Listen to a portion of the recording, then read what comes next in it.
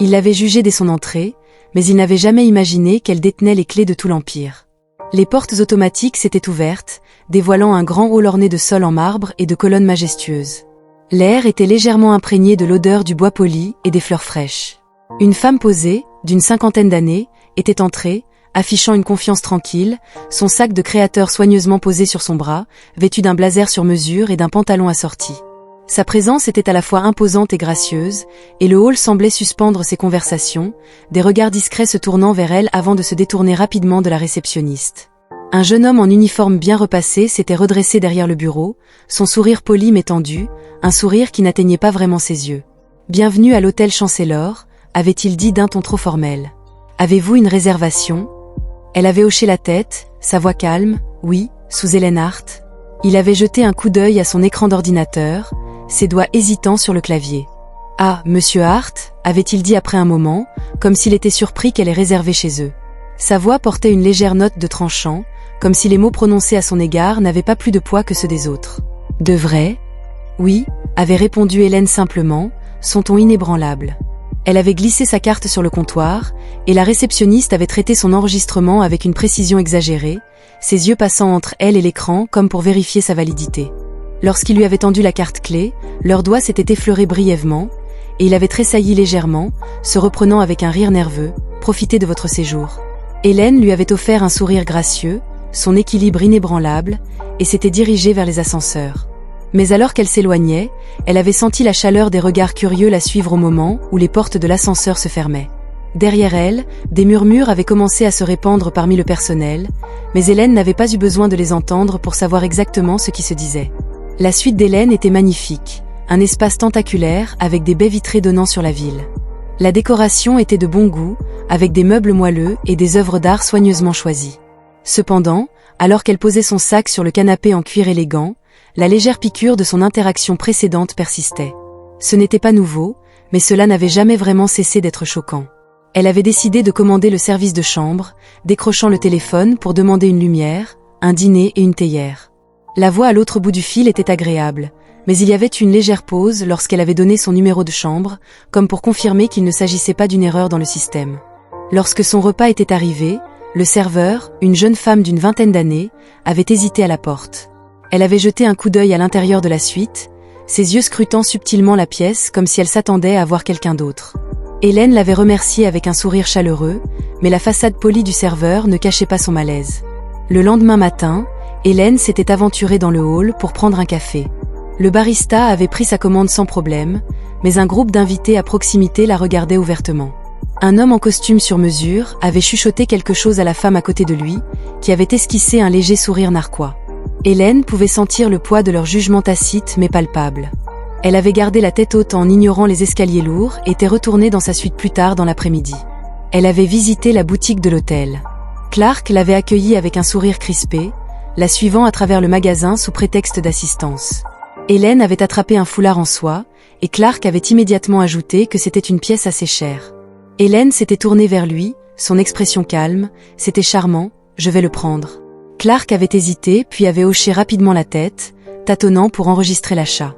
Hélène lui avait tendu sa carte sans un mot, ses mouvements délibérés et composés. Malgré sa détermination, le flux constant de micro-agressions avait fait des ravages. Hélène était venue ici pour se détendre, mais l'environnement laissait peu de place à la facilité. Au lieu de laisser la négativité la consumer, elle avait décidé qu'il était temps d'aborder le problème directement ce soir-là. Hélène s'était dirigée vers le bureau du concierge, ses pas délibérés et sans hâte dans le hall, qui était animé par des invités affairés et du personnel se précipitant pour répondre à leurs besoins.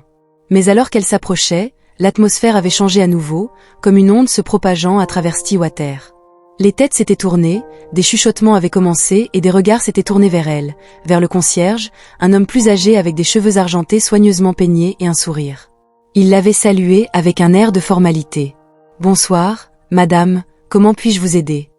Hélène avait rencontré son regard, sa voix ferme et calme, « J'aimerais parler au propriétaire de l'hôtel. » Son expression polie avait faibli juste un instant. « Le propriétaire ?» avait-il répété, comme s'il n'en croyait pas ses oreilles. « Vous avez bien entendu, oui, » avait-elle dit, « j'apprécierais que vous puissiez organiser une réunion. » Le concierge avait hésité en regardant le responsable de la réception qui observait l'interaction avec une curiosité à peine voilée. Puis-je vous demander de quoi il s'agit ? Avait-il finalement demandé, son ton empreint de politesse. Hélène avait incliné légèrement la tête, son expression illisible. Je crois que c'est important. Le directeur s'était alors approché, sa posture exsudant l'autorité.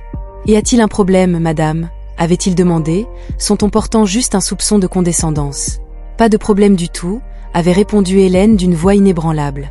J'aimerais simplement rencontrer le propriétaire. Le gérant avait échangé un rapide regard avec le concierge, une lueur d'amusement passant entre eux.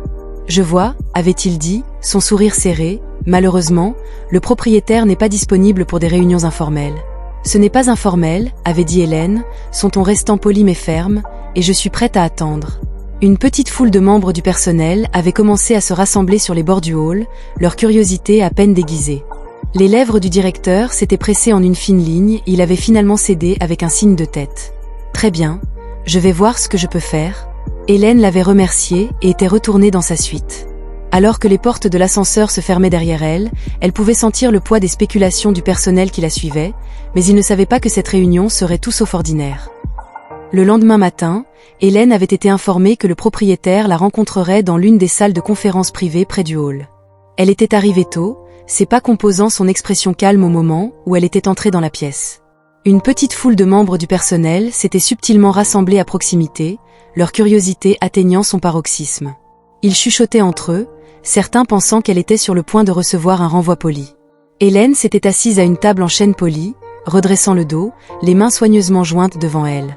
Quelques instants plus tard, le directeur général était entré avec un comportement professionnel mais suffisant, comme s'il était sur le point de gérer une plainte futile.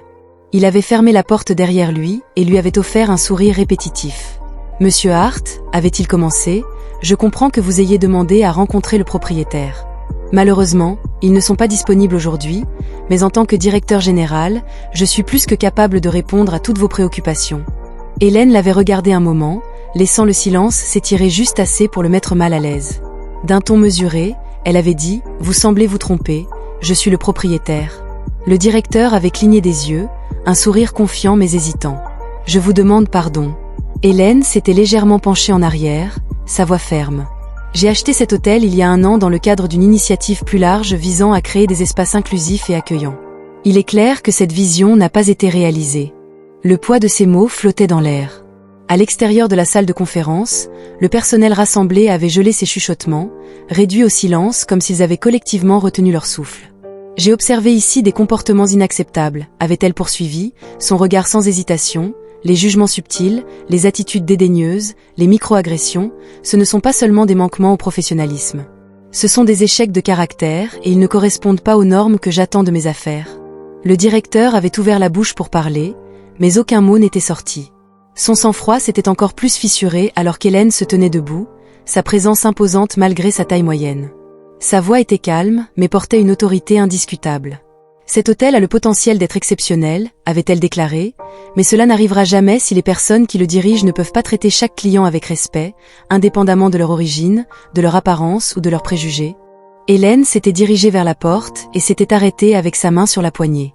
Elle avait jeté un coup d'œil en arrière vers le directeur dont le visage était rouge d'embarras. « Nous avons une réunion du personnel demain matin à 9 heures précises. Je m'attends à ce que tout le monde soit là. Les changements arrivent et ils commencent maintenant. » Elle avait ouvert la porte et le personnel s'était dispersé en faisant semblant d'être occupé. Hélène avait traversé le hall avec la même grâce silencieuse qu'à son arrivée, mais maintenant l'atmosphère était différente. Les murmures avaient disparu, remplacés par un silence stupéfait, mais Hélène n'avait pas encore fini. Il y avait encore beaucoup à faire le lendemain matin. Chaque membre du personnel s'était réuni dans la grande salle de bal, leurs expressions allant de nerveuses à curieuses. Hélène se tenait devant eux, impeccablement habillée comme toujours, dégageant le même aplomb qui avait déstabilisé tant de personnes quelques jours auparavant. Un grand écran de projection derrière elle affichait le logo de l'hôtel, un symbole d'élégance désormais lié à un nouveau sens de la responsabilité. Elle avait commencé sans préambule. « Bonjour, je suis Hélène Hart, la propriétaire de l'hôtel Chancellor. J'ai choisi de rester anonyme depuis l'achat de cet établissement dans l'espoir d'observer son fonctionnement de manière organique. Ce que j'ai vu est troublant. » La pièce était silencieuse, tous les yeux fixés sur elle. Les membres étaient présents, visiblement mal à l'aise. Tandis que certains se penchaient en avant, leur intérêt atteignait son paroxysme. L'hospitalité n'était pas seulement une question d'affaires, c'était un art, avait-elle déclaré, sa voix stable mais chargée d'un poids particulier. Il s'agissait de veiller à ce que chaque personne franchissant ses portes se sente valorisée et accueillie. Cependant, ce qu'elle avait observé était une culture d'exclusion, une culture qui portait atteinte non seulement à la dignité de nos clients, mais aussi aux valeurs mêmes que cet hôtel devait incarner. Elle avait laissé ces mots s'imprégner avant de poursuivre. Elle n'était pas là pour faire honte, mais pour provoquer un changement. Ils avaient immédiatement mis en place un programme de formation complet axé sur l'inclusion, le respect et les principes de la véritable hospitalité. Chacun d'entre eux devait y participer, quel que soit son rôle. Elle s'était arrêtée pour scruter la pièce. De plus, elle avait instauré un système de rétroaction anonyme pour le personnel et les invités, permettant de répondre rapidement aux préoccupations sans crainte de représailles. Quelques membres du personnel échangèrent des regards en murmurant doucement. Hélène avait levé la main et la salle était redevenue silencieuse. Si quelqu'un pensait que c'était trop demandé, il était libre de partir, mais s'il restait, il devait comprendre qu'il construisait quelque chose de plus grand qu'un simple hôtel de luxe. Il créait un espace où chaque personne se sentait appartenir, y compris eux, leur équipe. Un changement subtil mais indéniable s'était opéré dans la pièce.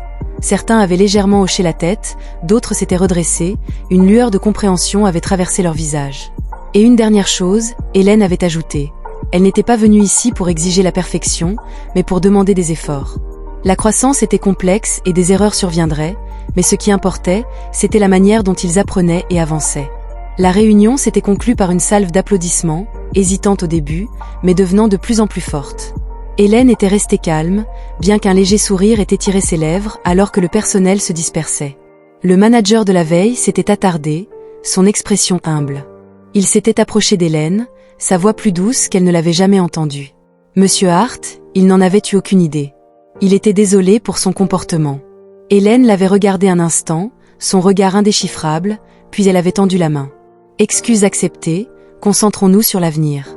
Il lui avait serré la main, sa posture moins rigide, puis il s'était éloigné. Hélène l'avait observé partir, ressentant une lueur d'espoir, mais ce n'était pas seulement à propos d'un hôtel. Sa mission venait juste de commencer. Hélène se tenait près de la fenêtre de sa chambre, plus tard dans la soirée, avec vue sur les rues animées en contrebas. Les lumières de la ville scintillaient comme des étoiles, rappelant les innombrables vies qui se croisaient dans ce petit coin du monde. Elle éprouvait un sentiment de satisfaction tranquille, non pas d'avoir affirmé son autorité, mais d'avoir semé les graines de quelque chose de significatif. Le chemin vers ce moment n'avait pas été facile. Cela n'avait pas été simple pendant des années. Elle avait fait face à des situations similaires, à des moments où sa compétence et sa valeur étaient remises en question sur la base de simples suppositions. Mais au lieu de céder à l'amertume, Hélène avait choisi de se fixer un objectif. Elle savait que le véritable changement nécessitait plus que des mots. Il fallait de l'action, de la cohérence et de la patience. Le lendemain matin, elle avait croisé la même réceptionniste qui avait hésité à l'accueillir, mais qui maintenant lui avait réservé un accueil chaleureux. « Mademoiselle Hart, ce fut un honneur de vous avoir ici, nous espérons vous revoir bientôt. » Hélène avait souri à sa réponse sincère, « Je suis sûre que vous le ferez. » Alors qu'elle sortait, l'air frais du matin emplissait ses poumons, emportant avec lui la promesse d'un nouveau jour. Hélène ne possédait pas seulement des hôtels. Elle croyait que la dignité et le respect ne devaient pas être négociables, peu importe d'où l'on venait ou qui l'on était. Son histoire était un rappel que le changement commence souvent par une personne prête à rester ferme, à s'exprimer et à diriger avec grâce. Cela nous mettait tous au défi de confronter nos propres préjugés pour devenir meilleurs et exiger le meilleur, non seulement pour nous-mêmes, mais pour tous ceux qui nous entourent. Ainsi, la prochaine fois que quelqu'un serait confronté à un moment de préjugé ou d'injustice, il devrait se demander comment il pouvait choisir la grâce, comment il pouvait faire une différence. Si cette histoire vous a touché, il fallait la partager, en discuter et s'abonner pour plus d'histoires qui inspirent la réflexion et le changement. Ensemble, ils pouvaient bâtir un monde où la dignité n'était pas un privilège, mais un droit.